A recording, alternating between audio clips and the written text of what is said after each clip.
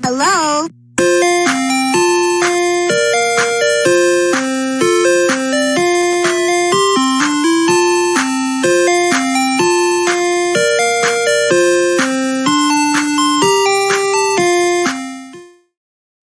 Say it isn't so. Say it isn't so. We are on the last episode of WandaVision. I know I should have some tissues myself. The series finale. Can you believe we finally made it? 8 weeks of watching 9 episodes. Yes. It was quite the journey. We did shed some tears. We did, actually. We did. It was pretty sad, actually. Well, Yeah, spoiler. the finale, it got me right there, man. There was some tear jerky moments. I prefer some beef jerky moments personally, but we'll take the tear jerkies. Yep. So you're just gonna ignore that one. You're just gonna let that one just go. I'm gonna let it ride. Well, I just want to say welcome to everyone who is watching us. This is I Stream, You Stream, part of the New York Nerd Show program. It is Thursday night at 8 o'clock, where we come to you live every week to give you a what's what of the streaming world of television. So where we will dive into the HBO Max, the Disney Plus, the Hulu, Netflix, whatever. If you can stream it, we will watch it. And so therefore, we've been on a journey discussing all of the episodes of the Disney Plus Marvel series WandaVision. And so we've done episodes 1 through 8, and we are now at episode 9, the finale, dubbed the series finale. Now, of course, before we jump on in, we do want to make sure that if by chance you have not seen this episode, we do want to give you that this will be a spoiler heavy show. We're going to be diving headfirst into everything that's in this episode. So if you have not seen it, go ahead and bookmark this episode for a later viewing. Go watch the finale. It's fantastic and wonderful. And it definitely kind of brings everything that you've been watching so far for the season into a nice little close at the end. So definitely go check that out and then come back and watch us. There was a couple things that we'll talk about as we go that were actually a little disappointing. A couple long-standing rumors and characters even did not have a satisfying conclusion, in my opinion. Okay. Had a couple throwaway. One character in particular just was Wanda's brother. Bottom line is they just literally just went like, yeah. There wasn't like a big. There was a reveal, as we'll talk about, but it was like literally like. We expected like the moon, and not so much the moon. The cheese. The cheese, yeah. We got the cheese, not the moon. I get it. Well, again, there's some possible some red herrings that they threw at us just to have us go this way, and they go that way. So definitely, I kind of appreciate it on some of the things that they did, the kind of the swerves that they did for it. But we'll dive into all that stuff a little bit later. Without diving too much heavily into this episode, what was your overall thoughts on it? So, as far as like the episode, and then kind of maybe as the season itself, as the whole, the series. Good. Definitely ended on a different way than I anticipated. Or we're hoping. I was hoping, yeah. When BitOfRits mentioned it earlier that we shed some tears, it actually was real. I mean, like, I cry at everything. I mean, it could be a commercial for toilet paper with a Charmin bear. I'll tear up. But this one, it was a sad ending. I mean, it was almost a bittersweet, and it did leave hope for something in the future. But it was a really sad culmination in the way that Wanda's current life, does wrap up as she moves on to the next chapter. And it definitely didn't end the way I anticipated. I thought there would be like a big reveal in the sense of that would be like a happy ending reveal. But we didn't get that in the series finale. It was definitely a like, well, I guess that's how it's got to be for her type of feeling. And it leaves some open-endedness, I think, that we can get to later, but for the possibility of good things in the future for her. I enjoyed it. The whole series I enjoyed. I would love if they did only throwback random parodies of different TV shows as an entire series, like just on its own standalone. It doesn't even need to be like a storyline. I just really Right. enjoyed a lot of that aspect of it. I thought that was really interesting and fun. But then the real storyline was, great, and it was like a chopped up, Marvel movie in the end. So I want to see an episode of Full House with Tony Stark, Steve Rogers, and Thor, because Thor's going to be your Jesse, Uncle Jesse. Your dad is Steve Rogers, and then Joey is, of course, Tony Stark. Yeah, a lot of sarcasm, a lot of like jokes. I could see that. Steve Rogers? Captain America. Captain America. Oh, okay. So and then have them do an episode of Full House with, you don't even need really kind of other Marvel characters involved, because to have 3 daughters, I don't know if that's gonna have that a possibility. But yeah, I think I would like to see an episode, kind of a little fake episode of that. In, I believe it's June. There's a series. It's going to be an animated series from Marvel called What If, and basically, it's what if Steve Rogers didn't get the serum, but Peggy did. How would that have changed the outcome?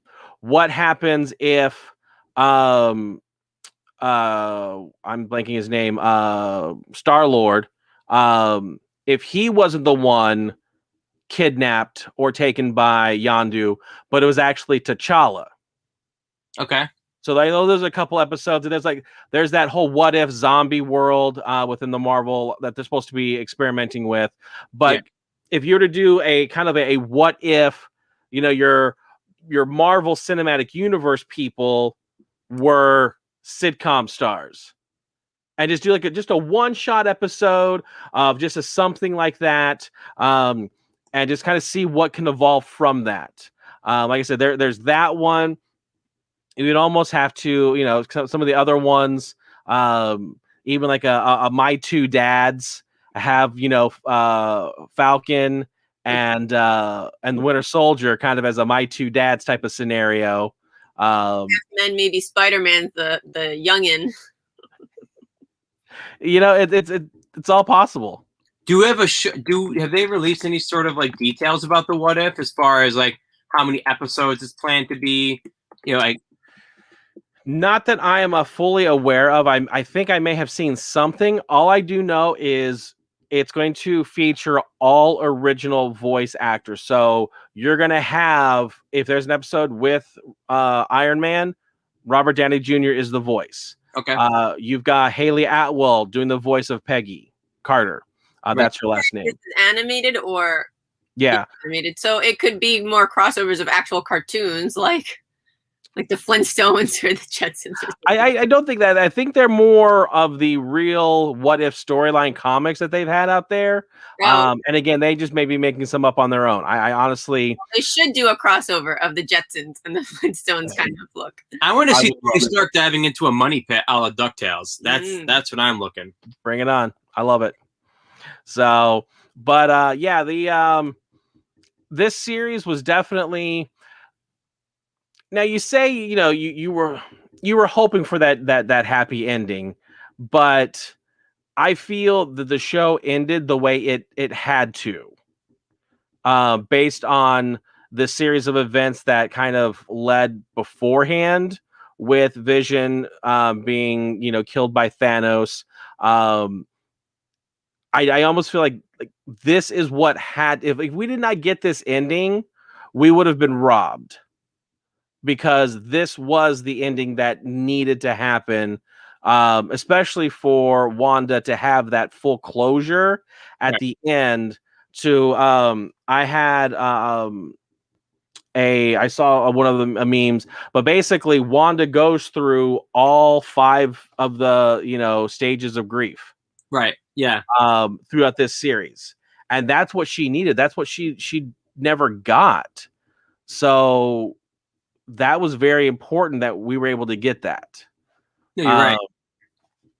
So this is definitely, to have a almost 6-hour movie, if you will, in the Marvel Cinematic Universe is a dream. You know, the closest thing you can ever come to is if you put, you know, Infinity War and Endgame back to back and have like a 7-hour movie, you know, with potty breaks in between, of I course. was literally gonna say, don't drink too much soda because, yeah. But yeah, no, this was I absolutely adored this show. I would say, and I meant to go this past week, and now once I saw the finale, go back and just rewatch 1 through 9 all over again. I haven't had a chance to do that yet. It is going to be on my itinerary for the next couple weeks or so, just to have that, you know, knowing how it ends, knowing where it begins, and just seeing all that stuff in between, and see if I can pick up some of those little future nods of, you know, someone going, "Hey, remember this in 2 weeks? We're gonna show you something." Right, Easter eggs within the show for the Easter Yeah. eggs. It's gonna, you know, yeah. Just the foreshadowing. Easter egg. But yeah, it's that's one of the things I want to do. But yeah, this show was absolutely fantastic. I still say at this point, episode 3 was the lowest, my least favorite. But even then, it's like a 6 or a 7 overall. And like this whole, like I said, this whole series was just wonderful. I enjoyed every bit of it. I cannot wait for next Friday, the 18th, when the Falcon and the Winter Soldier rolls out, because it's just hit the ground running and let's just do this all over again. Now, which was your favorite episode of the series? You know, I think that episode 8, the title previously on, where we get, like, that is the biggest meat and potatoes of the series. We get all the full curtain pulled back. We get the full explanation of why Wanda and Vision are in this reality world that Wanda created. You literally get all of that. And then of course this episode 9, that was your climax of how do we resolve this? How do we, you know, finish this? But for me, episode 8, outside, and then like episode 4 being a number 2, because then again you're getting the behind the scenes of episodes 1 through 3. So those are mine. What about you? What was one of your favorite episodes? I do like the ones that kind of show a different view of the same storyline of somebody else's perspective. I just like that in general with movies.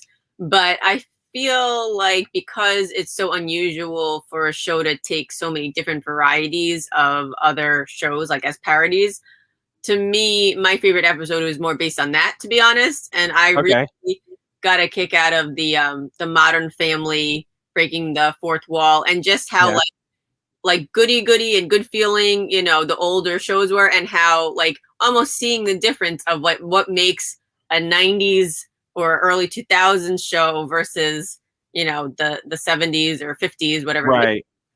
And kind of seeing that evolution of the television sitcom.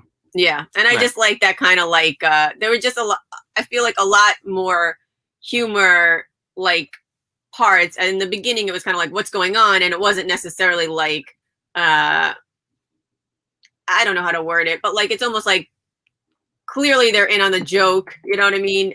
In the Modern Family episode, and they're talking to you, and things like, you know, Vision saying, why am I sitting here talking to you right now? You know, like just things like that. I definitely laughed a lot more in that episode than other things, than the other episodes, I should say. So that one I would say is probably my favorite one. And it was also like clear that we were going to start getting somewhere with finding out some of the information as he was, he woke up, the doctor,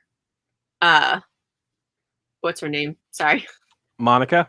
I'm so bad with names. No, he woke up the doctor who's like sarcastic with the glasses. Oh, Darcy. Yeah, he woke up Darcy, and you know, she started explaining things to him, so we were getting a little bit more insight. So you know. I did hear this, like maybe just a rumor out there, but like, so in this final episode, the series finale, some characters, mostly like Darcy, who has been developed for the last like 5 episodes or so, if not more, she literally had one moment. She came in and hit she basically hit somebody with a car. Right. And I heard that it's possible that the reason why she was only in it for a brief period of time had to do with the pandemic and like coming up with like shooting schedules, and she wasn't able to be in it as much as she should. Have you heard that? Because I was really surprised that that was literally the only thing we saw of her. No, I don't believe so. Only because I feel like this was filmed beforehand. Because this was supposed to be released back in November, if I'm not mistaken. But it got pushed back to January. That's what I believe is that WandaVision's original release date was last year. Okay. Yeah, I just figured like I was curious. Like I did read up on some a couple like kind of reviews, but other things. Now that it's over, I feel like I'm safe to do that. And Right. was one of the things that came up was that like there wasn't any satisfying conclusion necessarily for her. Like Jimmy Wang, right? Jimmy Woo. Jimmy Woo. Jimmy Wang was the wrestler. Jimmy Wang Yang. Anyway, yeah, Jimmy Woo. He gets a nice finish, because he gets promoted. Basically, he has a good ending for his character. Wanda obviously does, as does Vision and Agatha. Monique becomes the new Captain America. Yep. Well, not Captain America. She goes to work with Captain Marvel. Sorry, Captain Marvel. And then, but yeah, and obviously the brother's a little off, but most of the characters I feel like had a satisfying ending, one way or another. Right. But so she did. I'm looking on Wikipedia, so take it with a grain of salt. Right now it's gotta be bland, Brian. So the series, let me see, where filming began in Atlanta in November 2019 before production halted in March of 2020 due to the COVID-19 pandemic. Production resumed in LA in September 2020 and ended that November. So there's a possibility that because of, depending on how much she was actually, because they were filming for, what is that, 4 months? Right. Before it shut down. So they did 6 months of filming for these 9 episodes. Who knows how much longer they needed? I literally think they were almost done, but because of the pandemic, they had to do so. So maybe the tail end of it, because up through, she really wasn't in the last 2 episodes. Right. So she had her big moment with her and Vision in the van. That was her last big moment up until she's driving that same van back into Westview.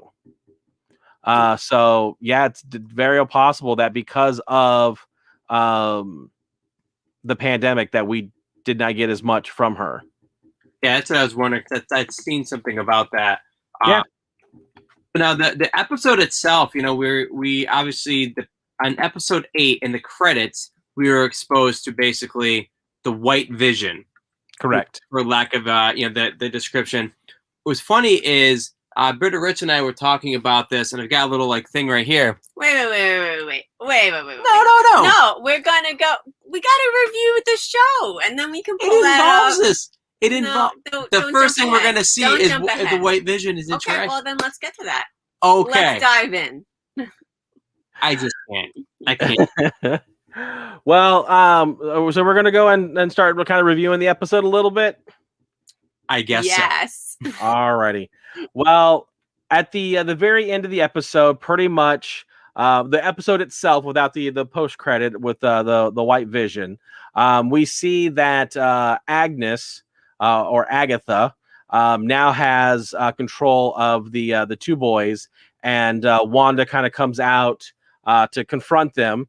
And basically, they try to get away. She pulls them back. And of course, Wanda makes the thing saying, "You realize my magic works now." And of course, Agatha's like, "That's what I'm expecting." Because, we've learned that from the previous episode that she can absorb other people's magical abilities. And as you can see from her hand, it starts to kind of take her color out of her hand. Yeah.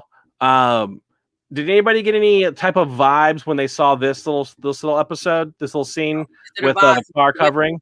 Yeah, the Oh, Wizard yeah. of Oz, Wicked Witch reference. So yeah, again, another witch being, covered by, an object or whatever, and her feet just hanging out. So that was a nice little touch there, a little homage to another witch. I was hoping her toes would curl up and get sucked in. Well, she further looks down, and her body's gone. It's just the shoes. Yeah. Yeah. So, but then of course at that time, White Vision shows up. Wanda's like, of course she doesn't go, "You look different." But the White Vision starts to, crush her face. As soon as he showed up, I was like, "This is no good." Yeah, pretty much. And then of course the Vision that we have seen these past episode comes in, knocks him out of the way, saves Wanda from pretty much getting her face cut in. What about this scene? Do we get any other movie vibes from you? Terminator 2. Bam, the T-1000 coming at you. I didn't notice that during the show, but I thought when I was watching it the first time with the witch, I noticed that. But now, as soon as you show the screenshot, I recognized it. Yeah. So I'm sure those are little homages to some other series. But again, basically, Wanda's like, "This is our town." Then of course Vision's like, "Well, then let's fight for it." So at this point, White Vision and regular Vision, they go off and they fight, which of course leaves Wanda and Agnes to kind of fight. They run off. And of course, we finally get to see what happened to Monica after, fake Pietro kidnapped her at the end. And basically, they're just hanging out in his house, kind of just, he's strumming on the guitar, just be like, "Chill, lady, what's going on?" They go into a little battle with Vision and regular Vision. That's a deep kiss right there. Yes. So basically, that's kind of what happened to kind of start off the series. Anything about that you guys thought was really cool or wanted to talk about? Well, we were waiting for a while about those fights, those epic encounters, and we definitely got it in spades here. Finally got it. Yep. I mean, I know all that Pat was saying he didn't love the reveal, which we kind of ended right before that, of Pietro, because he, even while he's talking to Monica, he says something about the misses or whatever, the ball and chain or some kind of reference like that. So we were thinking it was either her son or her husband, and it turns out he's just some random schmo that she put some 90s what are those, the seashell beads or something like that on, and took control of him. So I thought that was interesting, because I thought that maybe he was the rabbit and that bug, the fly, but I don't know if she was changing him into those things or he just was, human altogether and just not in those shots, Yeah, so basically, while fake Pietro's doing some stuff, making up a smoothie, Monica's going through all the stuff and realizes his name, and looks like he's an actor of some sort named Ralph Bonner, or Boner, as I think they pronounce it in there, which I don't know if that's a throwback to Growing Pains. Yeah, I was gonna say Growing Pains, where the best friend was named Boner. So yeah, I mean, I didn't think about that, but yeah, that's possible. But I mean, I was fine with that, and I was like, it explains where he came from, and It was all, again, Agatha kind of doing her evil deeds. I definitely wasn't sure what was going to happen in terms of that she was able to. I mean, we saw in Agatha's history that she was able to suck all the life force, or whatever you want to call it, the magic and life force out of all these other witches. If that was, how it was going to end for Wanda in some fashion, or what was going to happen in terms of that, because you started seeing her hand discolor and shrivel up. Yeah, that was odd. Just in general, that they saw that last episode a little bit, and this one for sure. Yeah, it was every time they do that whole absorption, it's their hands burn basically. Well, yeah, I think it shrivel. It takes all their life energy out, or and I think too. I was a little. I guess eventually the sons come to help, but at first, how her. I guess again, this is kind of jumping a little bit ahead, but I was a little bit surprised that that her and Vision were like, go hide, basically. And, you know, I mean, they have superpowers. Yes, they're kids, but, you know, they could obviously help this ridiculous fighting happening. Right. Now, how about both of you? What piqued your interest during those first moments? For myself, it was a lot of the just, again, getting that culmination. We've built up 8 episodes where it's been, you know, talking across the table, and just things are dissolving. And so now you have, you know, the construct version of Vision versus the real put back together Vision with a lot of apparently white glue, and that's why he's probably white. I don't know. Done for a while. Exactly. And then, of course, having Agatha kind of being the reveal that she's kind of been pulling some of the strings in the background, and Wanda is the one that's caused the place where they're living in to kind of have that battle come together, you know, and seeing, you know, how they're going to fight and everything. At what point did you say to yourself, they're not going to follow that storyline with Agatha being the mentor? Well, like, at what point is she going to be like, oh, maybe I will mentor you? And I'm like, no. At a certain point, I'm like, they're not going to follow that storyline. I actually, at the kind of last week's episode, I never really thought they were going to go that route. Okay. But there's a line towards the end that potentially could set that up. And we'll talk about that a little bit later. But yeah, I never really thought they were going to go down that route. I know that's the beautiful thing about the live action world and the comic book world. It is a reference point, a blueprint, but they don't have to follow it. It is just a source material. And, you know, things, if you were to actually read the official Civil War like storyline, completely different, but you're at least getting those little nuggets of information and story plot points that you can bring into the actual theatrical version of the cinematic universe, and then kind of build and, you know, interweave what you've got going on in the storyline to build your movie together. So with that, I think, you know, it's great that there's literally over 80 years of source material to pull from. You know, with all the stuff that's Marvel related, there's over 80 years of stuff. So now it happens to be that they're pulling a lot of stuff of more of the modern stuff with, you know, the Secret Invasion and Civil War, and various other things that they've got going on, the Infinity Gauntlet, that whole run that they're doing. And so, but some of these stuff made from like the 80s and 90s, you know, that's where the White Vision came from. You know, so I think it's great that they're doing that. They're able to pull that stuff in. We want to. Now is the time that we're going to unveil. Getting permission now. Yes. So it was funny because as soon as we saw the White Vision, I said to myself, I'm confused because seeing the Red Vision, I didn't recognize him necessarily other than the movies. In my mind, when I saw the White Vision, I was like, wait a minute, he looks familiar to me, not the Red Vision. And go ahead. It's because I definitely grew up playing Captain America and the Avengers on Nintendo and in the arcades. And there he is. There he is. What color is Vision? It looks like White Vision. Exactly. So in these games, he was white, a little bit golden yellow, like, and some depending what you played on, but it was White Vision. Yeah. So, yeah. When I saw him in the movies too, it was always like, huh, Vision's purple and red. All right, I'll go for it. But yeah, this is like, again, this one came out in 1991. So this is like the era, early 90s, this game. And I really want to play it now. Maybe we'll do it on. There you go.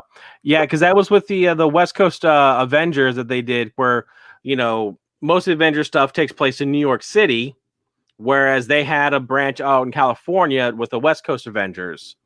So, and that's during that storyline, that's when Vision actually gets dismantled and put back together in that white outfit. So there you go. I've really only known Vision in the current what we see him in the MCU. So this White Vision was new for me. He's really good in this game. He I would floats, shoot lightning bolts out of his eyes. Nice. Well, because I didn't necessarily remember his name, but I remembered as soon as I saw that white one, I was like, he looks really familiar to me. That other one never did. So it's just funny because then he pointed it out that's why, and I was like, yes, that's what I remember. So it's just, I don't know, just weird how somehow in the back of my head I remembered that image of him from the video games. At first, I thought it was like Silver Surfer. Right. So, but you can obviously read it better than I can. So if it says Vision, then... Oh, no, it says Vision. Yeah. Like I said, it's... Yep, Silver Surfer. Gotcha. So... Cape? I mean, look at that cape. Yep. I guess he didn't listen to Edna. Yes. No capes. But anyways, so...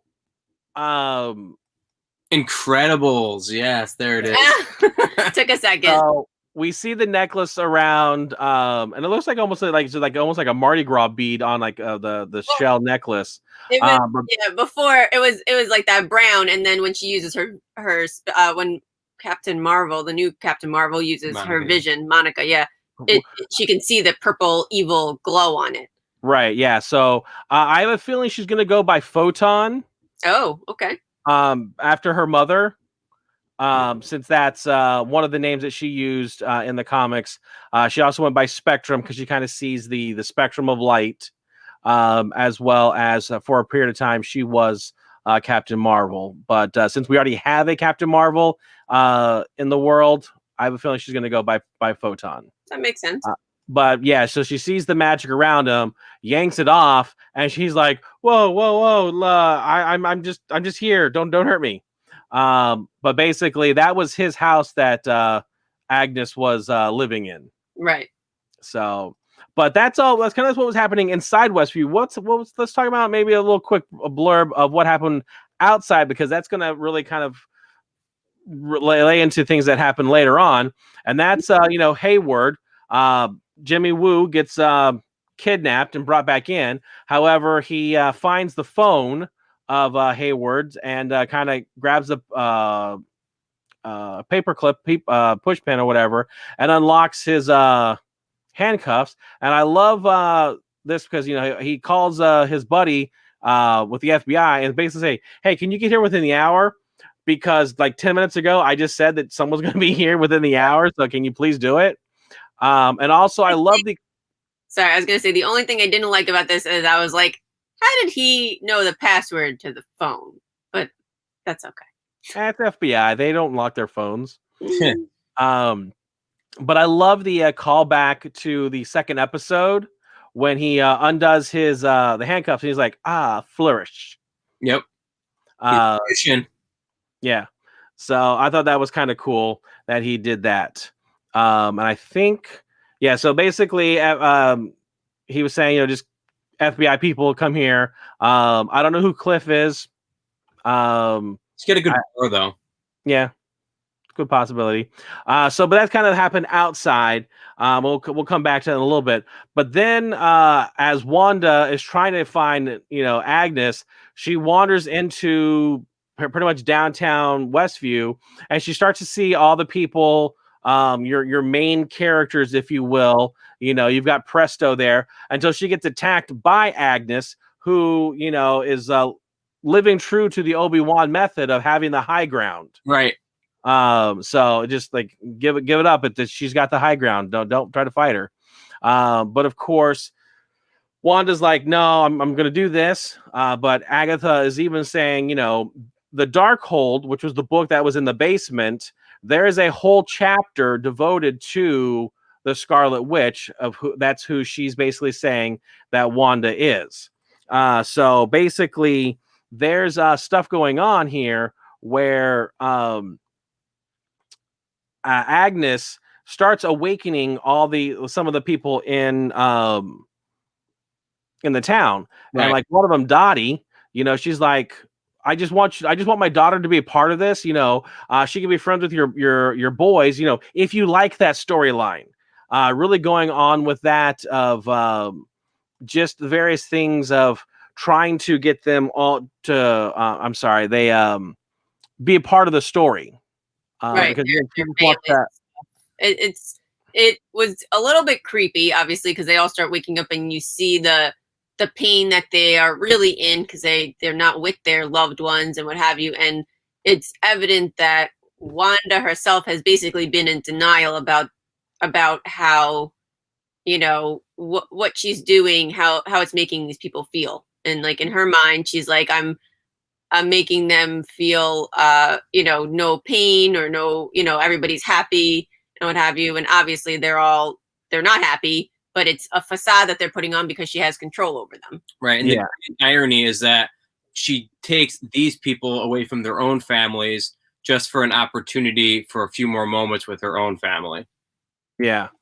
One of the things that I found amusing is that while Agnes is talking to her, she makes a comment that your power actually exceeds that of the Sorcerer Supreme. So Agnes is very much aware of Doctor Strange.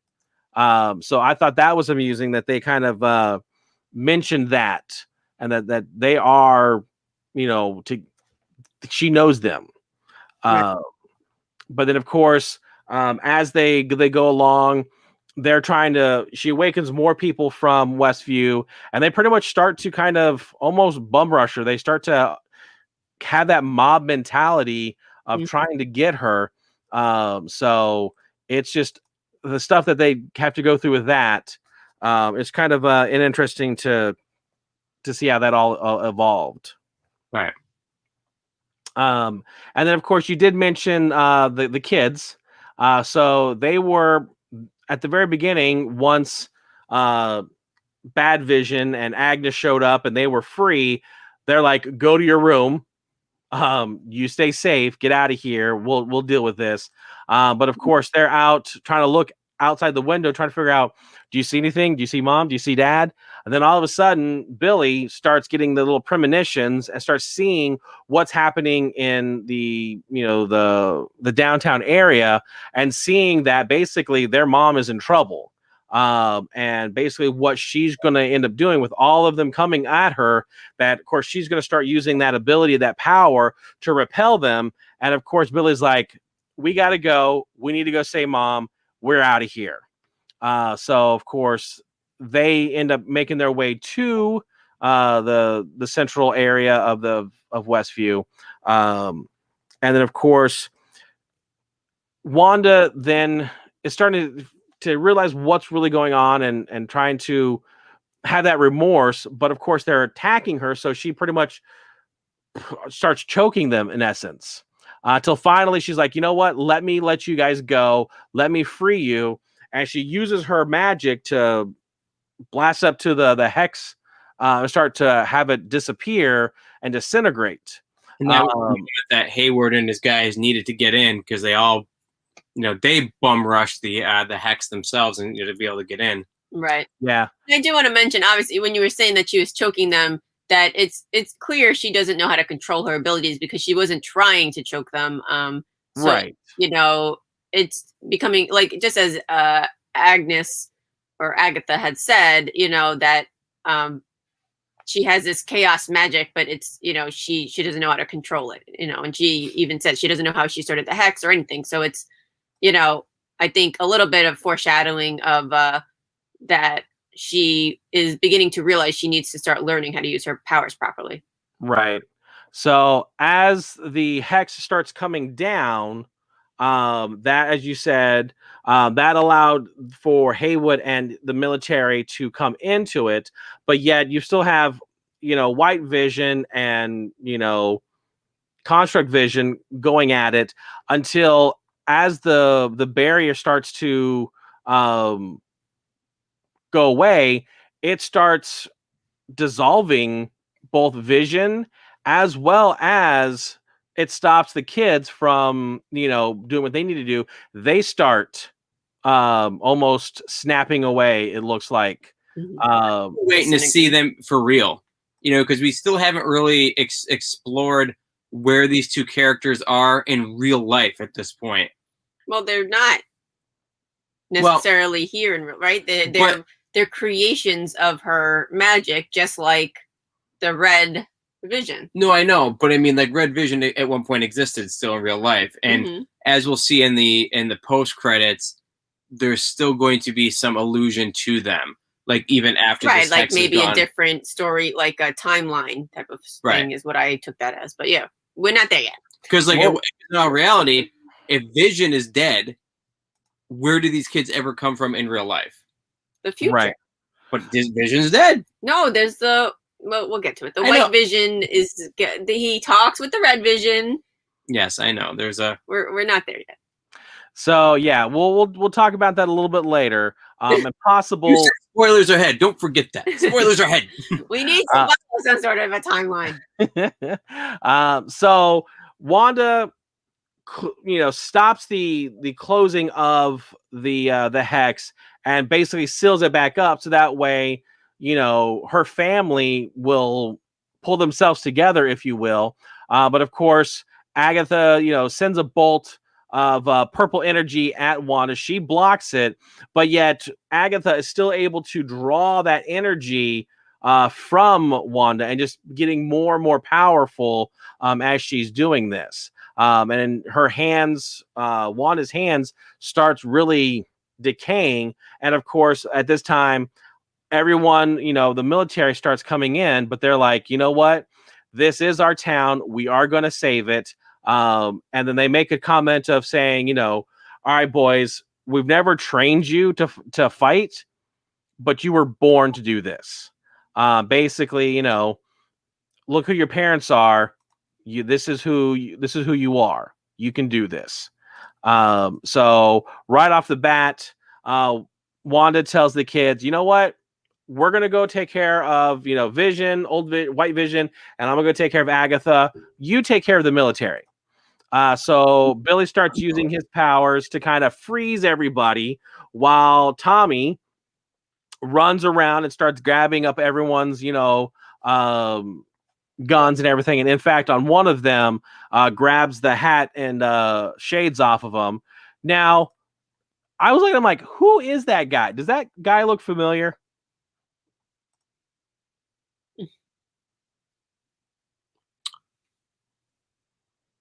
I can't think of anything funny. So I know, I was no. gonna say the delayed pause is because he's trying to think of a joke. No, we don't know who this is. It's not, but when I first when I was grabbing the screenshots, it looked like what's his face from Cobra Kai? Oh, okay, all right, Johnny Zapkus. Yeah. I seriously, I don't think it's who it is, but it just at a moment you would kind of think that. But anyways, Tommy's grabbing all the stuff. He even puts on a hat and pair of shades. But then, of course, Hayward gets out of the car and solidifies himself as the villain, or at least the real world villain, by taking out his gun and shooting it at the two kids. Fortunately for them, Monica was standing nearby, rushes in, and pretty much takes the bullets for the kids. However, she uses her, her newfound ability, and has them kind of phase through her body, and pretty much just fall to the ground. What I find kind of nice, little amusing here, that they have a little banter between Monica and Billy, as one bullet kind of gets by her. Billy is able to use his magic to stop the bullet and just pretty much just drop it on the ground.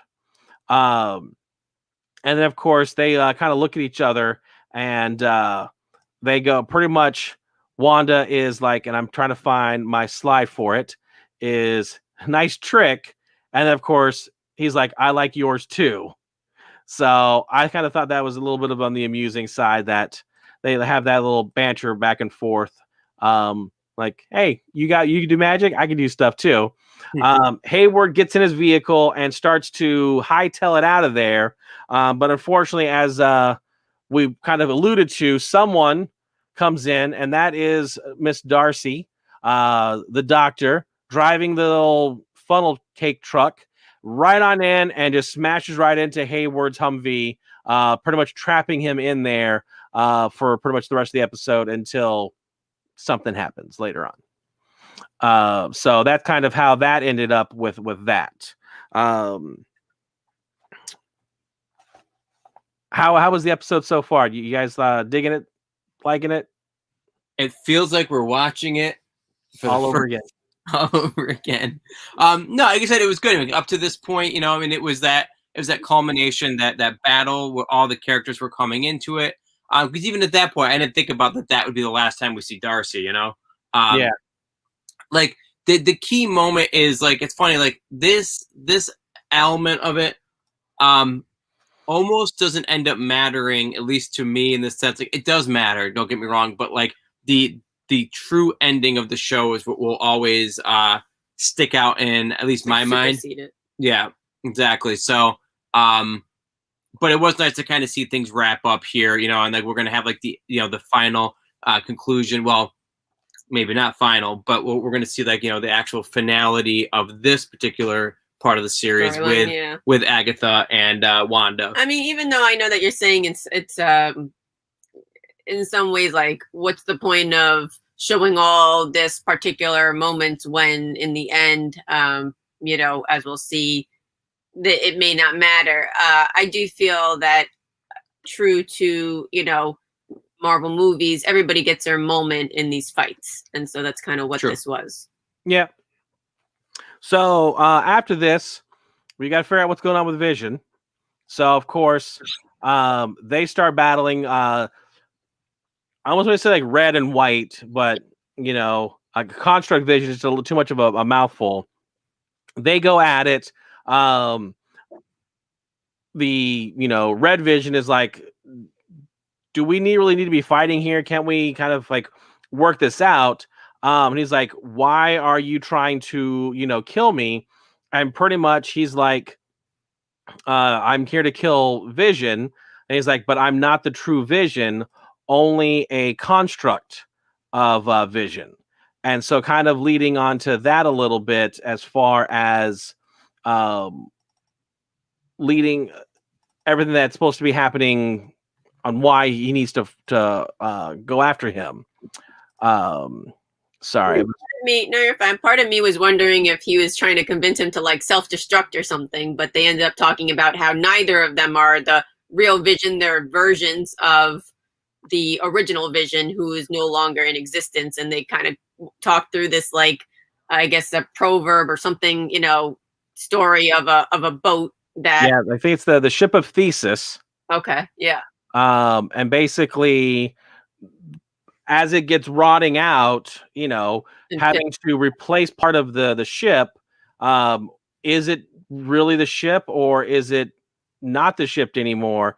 And so that philosophical debate going back and forth, and finally, yes. Huh?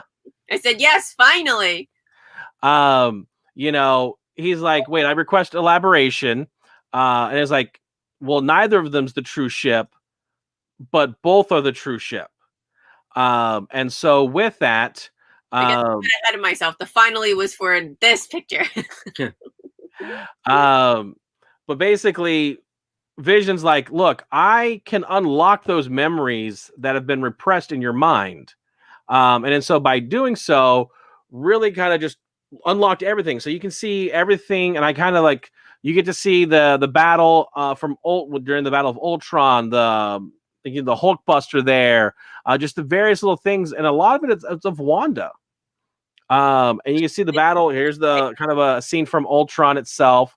And his eyes start to change a little bit as he's kind of like remembering all this stuff. Now that, you know, the other Vision has unlocked it for him.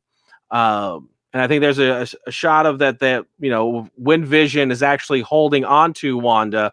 I think this was Civil War, that they have this, you know, Vision gets to relive his death for like the third time, when Thanos pulls the Mind Stone out of his forehead. But of course, now he doesn't have the Mind Stone, but the little electrical plate in his forehead kind of turns yellow. And finally, this Vision becomes the real Vision. And of course, once all his memories are restored, peace out. Yeah. I mean, I thought that was a little weird that he like completely disappeared, but I guess he has to like take in everything that just happened and all these memories. But obviously that to me is the hint of hope for the future past this series of, how, for example, it may be possible that Wanda and this new version of Vision come together and create the storyline, a real life storyline of having children. No, the pizza is done in the oven. He had to go take it out. Yes. That's what He left the oven on, you mean? Yeah, exactly. He has to go take. He had to go find himself. He found one version of himself. Had to go find another one, apparently. Yes, I was like, finally, like it's clear how Vision will still be the real Vision that we know of, not like this just robot weapon. Right. Future for to continue this storyline further. And basically, Captain America game. But basically, he kind of has to like just process everything. The good thing is, he pretty much has all his Vision's memories up until Thanos kills him, which means he was in love with Wanda in the events of Infinity War. They were going to get this place together already in Westview. So there's those feelings and emotions that are already going to be there. It's just whether or not the Mind Stone actually played into his human emotions, or whether he's going to be more robotic. Right. That's something we're going to have to find out further on in the series. So I'm excited to see what happens there. So what do you guys get if you have those two visions and they end up splitting in half? What do you get? That would be quad vision. Right now it's double vision. No, it's division. Oh, because I thought you were going to say the old and the new vision together is double vision. That's where I thought you were going. Yes.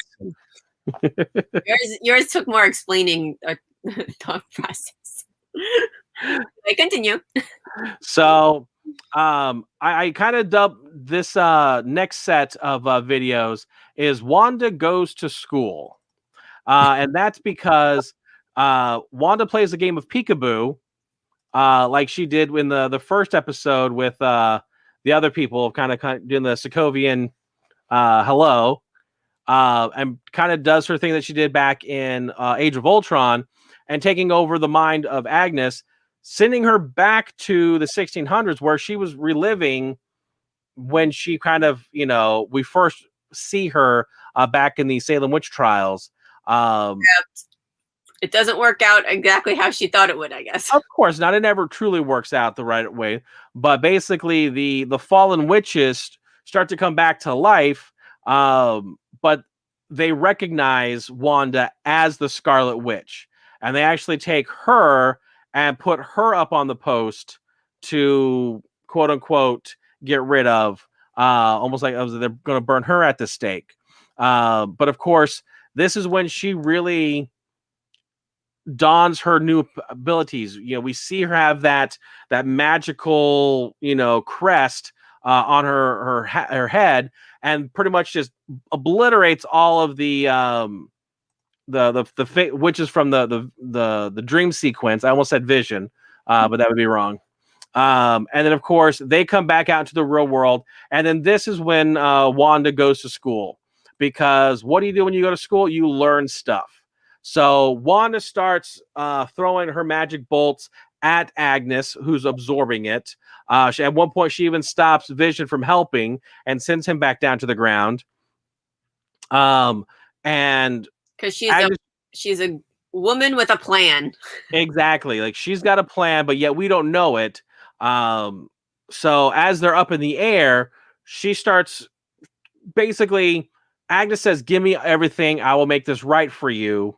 And so, honestly, sorry, before you get too far in advance, I wanted to just share, while this is happening in my mind, I was thinking, like, is she basically giving up and just wants to get rid of her powers because she knows that she doesn't want to live a life without Vision and her children? Like, is that what's going on? Or obviously, as you said, she had a plan and I didn't know about it. Yeah, as it was happening, I kind of the light bulb just started getting a little bit brighter, but you can see from outside that there's being blast here and then a blast over on the other side. Now, I'm looking into this and I'm reading something, but that totally looks like Professor X.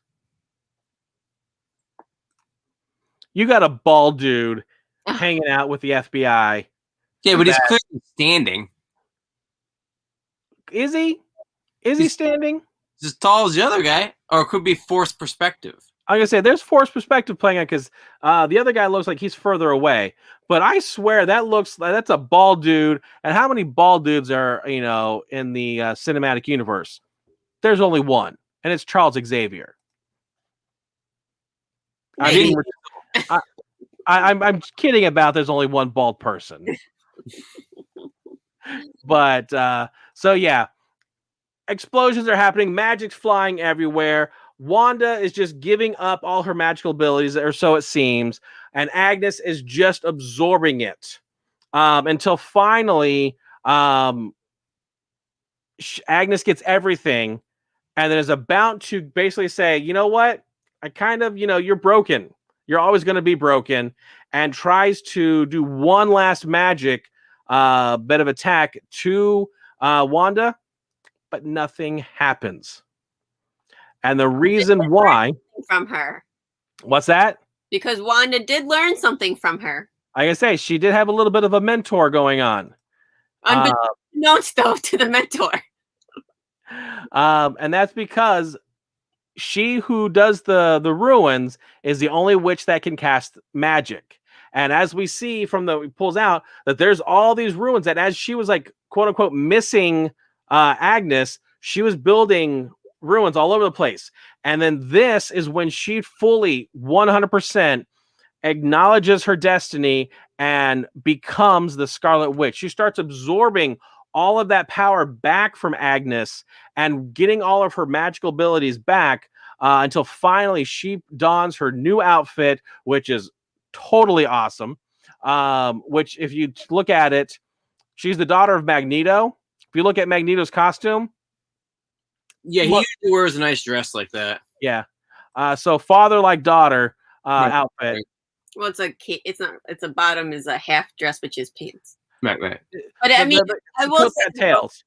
Yeah, and you said if I don't know if you're able to go back at all, but like that image of her in the red was the same image as you had mentioned of her in the yellow during that episode when she touched the Mind Stone. Oh yeah, and we saw that image and like who was that? And you basically called that was definitely her in future self. Yeah, a little foreshadowing premonition. Mm-hmm. Right. So, but again, she makes the transformation into Scarlet Witch. Can I say, Agnes, sorry, I was really hoping that her outfit would be like that Halloween episode with with the all red and the little devil horn kind of look. But anyway. It's pretty much it is a screen accurate a representation of what the costume is. Vision's not exactly. He has no green. Mm-hmm. That's what's in the comics, but I think this representation is fantastic. I love the design and the look of it. I think it works really well. And so basically, which I think I may have skipped over it by accident. I'm going to scoot back. So yeah, basically Wanda is trapping Agnes or Agatha inside Westview. She's going to be the nosy neighbor because that's the role that she became. So that's the role she's going to be. She's like, well, what if you're going to need me? It's like, well, if I do need you, I will know where to find you. So at this point, yeah, that's about to happen. The hex, the walls start shrinking down. The base camp starts coming back to, it's no longer the circus. It's coming the base camp and everything. And so it's all the stuff that's leading up to that point. Now, at that moment, did you both think that she was going to just let Vision and her two sons go at that point? Or did you have any other thoughts? Because in my mind, I honestly thought maybe she would just keep the hex around her little house. That's what I was thinking too, yeah. But then they would be stuck in the house, I suppose. But like that's kind of what I was thinking. But obviously, with the new, the white version of Vision taking on the new memories, there's the glimmer of hope for the future too. Yeah, no. At that point, I anticipated that they were going to say goodbye. Basically say goodbye, which is basically kind of what happens. They head back to their home. They're walking to the street. They get out of their work clothes, back into their home stuff, and put the boys to bed. And this is where it starts to get like you can even look out the window and you can see that the hex is coming for them. Yeah. And so they pretty much say their goodnights and everything. But the one thing that like really gets you is when Wanda goes to the boys and says, thanks for choosing me to be your mom. Yeah, exactly. And it's just like, come on, you're killing me right there. But basically, Wanda and Vision, they say their goodbyes. The hex comes in, and you can kind of you'll see that Vision pretty much just dissolves and evaporates, if you will. So there's nothing left but that same plot of land that we see from the previous episode where she expels her magic to create the world. And she doesn't know that the white Vision has these new memories yet. So that will be a surprise to her in the future, which I think is will add to the potential storyline of potential conflict when she sees this person who tried to crush her head in. But I think because it has Visions. I'm just saying, like at first meeting, I'm sure she's going to be like, oh, he's bad or something, and then realize, wait, this is my Vision, Yeah, he'll say something and, it's like, stop my love. Right. And, he'll be like, okay.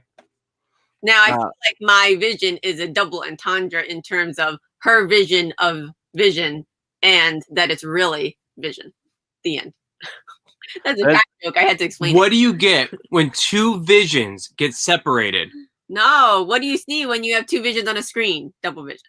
No, but mine is to be division.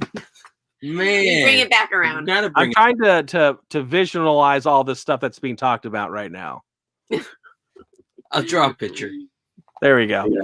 So it's now officially time for Wanda to say goodbye to Westview. She kind of comes back into, the main area, sees Monica there, says their goodbyes, and basically saying, they're not going to like me because even though they don't know what I gave up, or even she says, they don't know what you gave up for this. And like, they're not going to care. They don't care. I've taken part of their life away. But Monica and Wanda, they're partying on good terms. Wanda heads out. She turns back into her Scarlet Witch outfit and pretty much flies away and says goodbye to Westview. And then at this point, this is the end of the story of WandaVision. Now, of course, there are a couple. Now, this is the first time we get two post-credit scenes because in a true Marvel movie, typically you get a post-credit and then a mid-credit and then a post-credit, and that's exactly what we get this time. So, before we jump into that, I know any last words we want to say about the series before we jump into these post-credits, which is going to lead into more stuff. It was so sad. So sad. Definitely over-delivered though as a series. I didn't know much about this going into it, and I was definitely now I actually care about those characters, which is good. I think that means that they did their job right to give these lesser known characters a meaning and a purpose in the cinematic universe, as well as some of these other lesser known as your Monica, your Darcy, your Jimmy Woo. They're now more beloved. And the next time we see them, which again, this is not the last time we're going to see them. I would imagine Darcy's going to show up in Thor: Love and Thunder. I know that Jimmy Woo is supposed to show up in Ant-Man Quantumanium. And then, Wanda, she's showing up in the Doctor Strange Multiverse of Madness. And then Monica's showing up in the next Captain Marvel 2. So we are by far not done with these characters. Right. So it's going to be interesting to see where they evolve from. But speaking of Monica and what she's going to be playing into, let's go ahead and show the kind of talking about the first post credit. Basically, Monica sees Hayward being led away from the FBI because of all the stuff that he did. And kind of makes a mention that Jimmy Woo looks good in Power. We see a random FBI agent talk to Monica, say that, hey, they want to talk to you in the theater. So she goes in there to talk to them. However, there's no one there. It's a trap. That person happens to be a Skrull and transforms right before her eyes. Which again, this is nothing new because the fact of she saw Talos from the first Captain Marvel movie. So she's not a stranger to Skrull. She just may not have seen him in a while. That's Shadow. It wasn't Professor X. It was this person. Could be. We didn't see. I didn't see the ears be as pointy, but we'll have to go back. Exactly. More than person in the world. She mentions that a friend of your mother's sent me and wants to pretty much talk with you and have a meeting with you. And Monica's like, where? And of course the Skrull points up to the sky and basically saying, you're going up there. So my balcony, good seats. My question for you is, who do you think it is? Do you think it is Talos, or do you think it's Nick Fury? Why would Nick Fury be in space, though? Because that's where he is at the end of Spider-Man Far From Home. Okay. Now, mind you, that is 9 months in the future. Okay. So there's a possibility that Sword is like trying to expand that astronaut division that they were talking about at the beginning, and maybe dealing a little bit with S.H.I.E.L.D., and they've already recruited Nick Fury to be up there, and so now they're going to work together to really build up that space fleet. What if it's Waldorf and Statler, and they really are talking about the upper balcony? We'll find out. We will find out in Captain Marvel 2 who they really were talking about. You're probably right, though, Lord Cash. Well, yes, between the two options that he gave. I would put money on mine that it's going to be a little bit closer than yours. Disney, the Muppets too. Very true. Very true. We need a crossover of that. That'd be great. X-Men, awesome. Muppets, Marvel. Amazing. And what, Super Gonzo? What is this? Oh my God, Super Gonzo. Or Grover too. Super Grover, amazing choices. We don't need it right now. I'm looking for toys and Grover, let's move forward. All right. So then after all those credits have passed, we get one more post-credit scene. Now this one, I believe, is going to be directly tied to the next installment with Wanda and Doctor Strange. So basically, we see this nice little scenery set up. We've got a house on the lake. It zooms in nice and tight, and we actually get to see Wanda sitting on the porch, having something to drink. The kettle goes off in the background. She gets up, goes to it, and starts pouring herself, a cup of tea. The camera pushes past it into the bedroom, and then as it's turning and turning that corner, we see something that is very revealing, and that is Wanda pretty much in her scarlet outfit, hovering above the ground, looking and reading the Darkhold. I didn't really understand why there were two of her. So she's a witch, and people with magic have a thing where they like to astral project. Okay. So back in Doctor Strange, while he was sleeping, he would astral project his body, which would allow him to keep reading the books. That way he would be able to absorb and read that knowledge a lot faster. Right. Yeah. So basically that's what she was doing. She was astral projecting her essence. So I would imagine, while she's still relaxing, having a cup of tea, she can still be researching and going through the dark hole to find out exactly what do they know about her, what magic does she have, what exactly is chaos magic, all this stuff. Yeah, and control Where it. was this in college? The astral projecting. Yeah. Yeah. I had so much more actual schoolwork done. You had to get accepted to Hogwarts first. Next I time. tried. Yeah. I don't think So, but this is where we, take that little turn, and that's while she's studying on the Darkhold, she starts to hear voices, and one of those voices is Billy again doing the "Mom, help." Then we hear Tommy pretty much doing the exact same thing, "Help, Mom, please." So, one of the big guesses that we were going to get was Mephisto. I believe that Mephisto is going to be in Doctor Strange 2. You've been calling this guy for, God, 3 weeks, 4 weeks. Yeah. 3 weeks. Yeah, I've been saying for a while. Somebody look like him, right? Or no? Anyway, continue.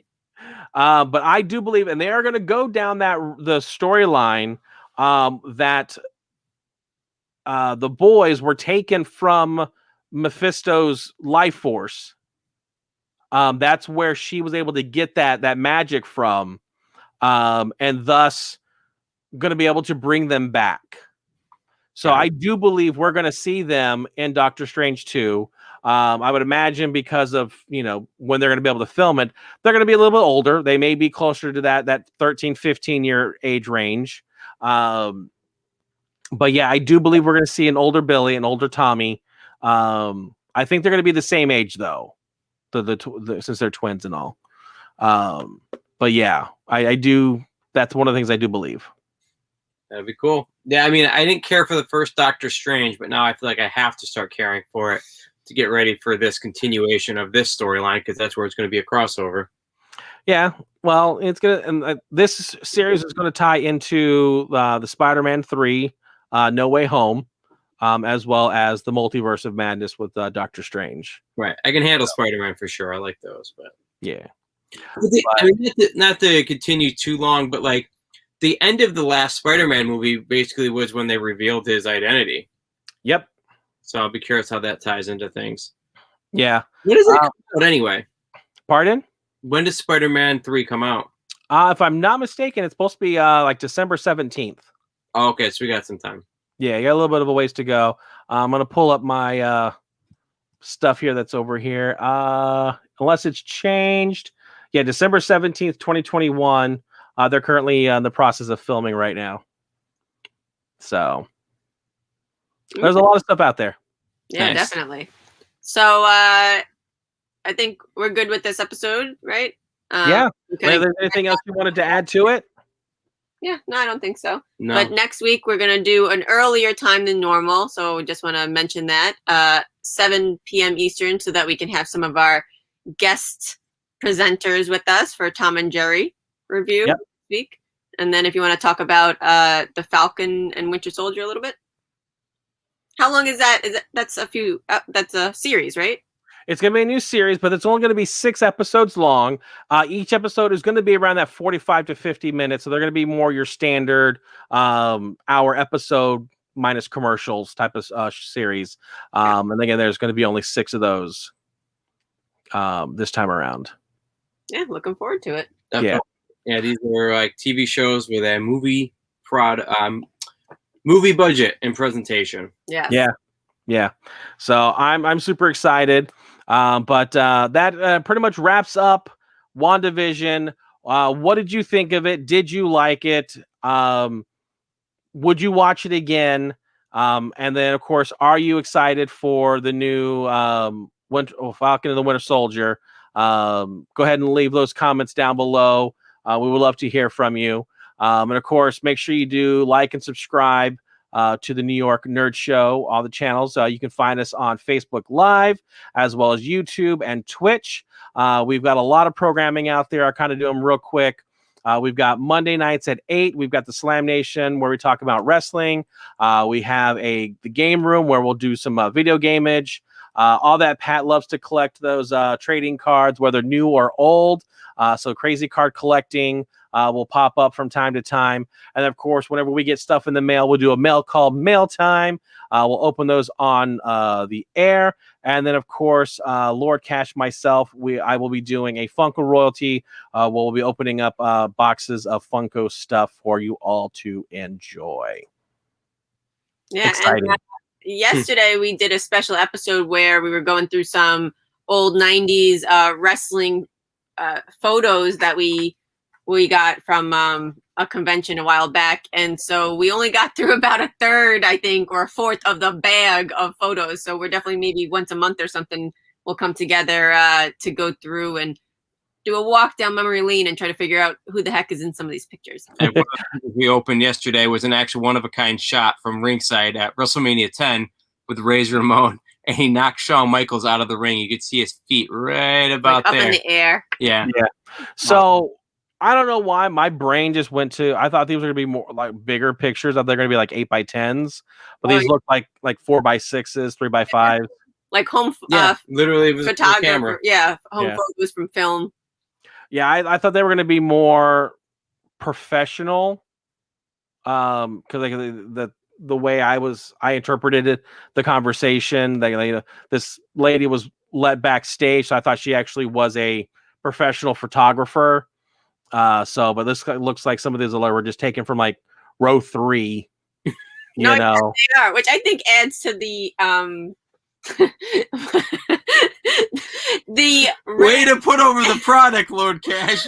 No, way to put over the I product. think it's definitely how do I word it? They're original photos. Yeah, and you can't find that anywhere. You know what I mean? Like this is these personal photos from going to the shows. I mean, with film, right? How often are you able to see that? Now we have digital photos so people could share them on Facebook or whatever. So it's kind of like taking a step back, as in the real life of what it was like to watch some of these shows. And so I guess hopefully we didn't build it up too much, but I mean, it's definitely cool to see some of these. They were very cool. I enjoyed seeing, the 4, I think it was like 4 Razor Ramones, or there was a clown and all that. Yeah, the various doinks. Right, that didn't continue past certain points and what have you. There were a handful. We're gonna have to put them on like Facebook or on the website to say, does anyone know who these people are? Because we didn't. Well, I wouldn't know any of them, to be honest. But AllThatPat and our friend Tim was not sure of who some of these people were. So they might have just been, random like local talent sort of thing. But yeah, it's definitely amusing to go through some of these photos. Goodness, calm down. All righty. Well, that does conclude this episode. Definitely like, subscribe, so you'll get those notices that whenever we do decide to do the second or third half of those wrestling photos, which are amazing, that we'll get to see them whenever we do that. So, but until then, I like to say, if you can stream it, you should watch it. Bye-bye, everybody. Hello.